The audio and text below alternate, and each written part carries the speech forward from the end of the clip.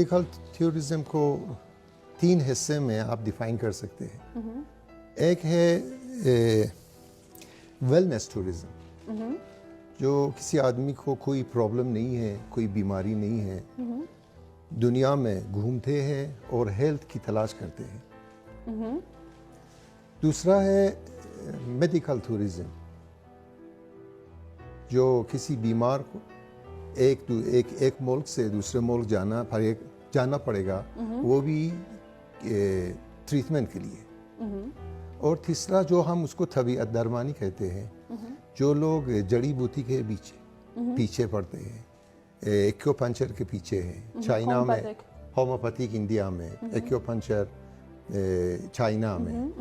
اور کچھ لوگ دنیا کے کچھ سواحل پہ چاہتے اور مد اور کیچڑ میں اپنے آپ کو گسڑ دیتے ہیں. بالکل. تو اسی میں اس کو کہتے ہیں کیوریکل ٹورزم.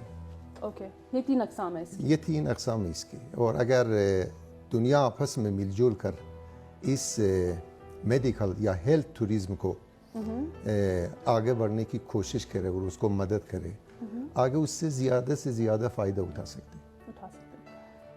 ایران کی اگر ہم بات کرتے ہیں تو ان تین ٹورزم جن کی اقسام آپ نے یہاں بتائی، ویلنس اور قدرتی اور میڈیکل ٹورزم، تو ایران میں کس چیز کا رجحان زیادہ ہے اور اس کی کوئی خاص وجہ ہے؟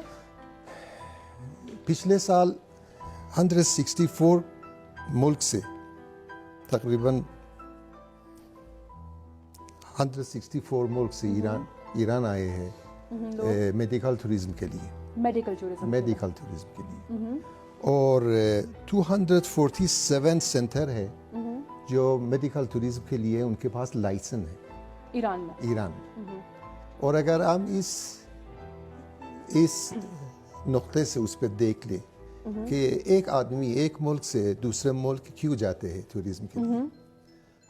ایک آدمی پاکستان سے یورپ جاتے ہیں میڈیکل ٹورزم کے لیے. سب سے پہلے مشکل کھانے پینے کی، حلال کھانے نہیں ملتے. حجاب کی پابند ہے تو وہاں پر اس کی مشکلات ہیں. رہائش کی مشکلات ہیں، ساتھیوں کی مشکلات ہیں.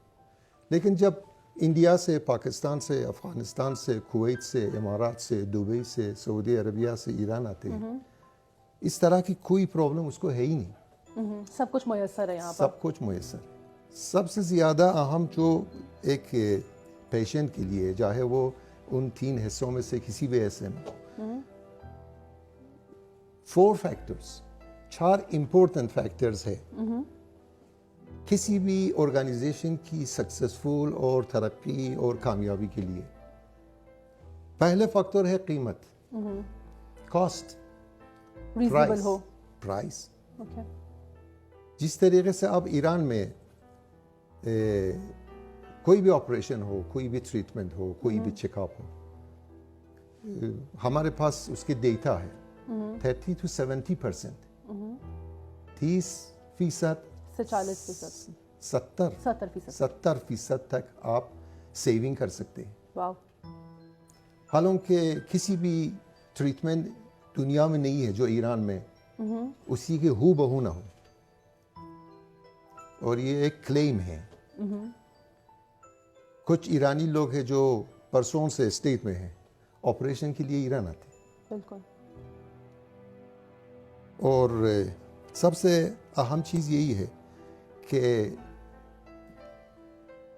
اگر ایم اور ہدف اور ٹارگیٹ یہ ہو کہ دنیا بھر کی کمیونٹیز، میڈیکل کمیونٹی آپس میں ایک ایسے انفراسٹرکچر، ایک ایسے زیر ساخت انفراسٹرکچر بنائے جس سے فائدہ اٹھا سکتے ہیں بعد میں.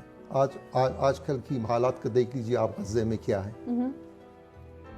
اگر دنیا بھر کے میڈیکل سینٹرز آپس میں مل جل کے رہے اور یہ انفراسٹرکچر آپس میں بنا دے، اب جو غزے میں بچے ہیں، جو حالات وہاں پر ہے، جو کچھ سال پہلے ترکی میں زلزلہ اور ایرتھ کویک تھا، اس ایسے عجیب قریب ماحول میں ایک دوسرے کی مدد کر سکتے ہیں اور ایک اچھا نتیجہ مل سکتا ہے. بالکل.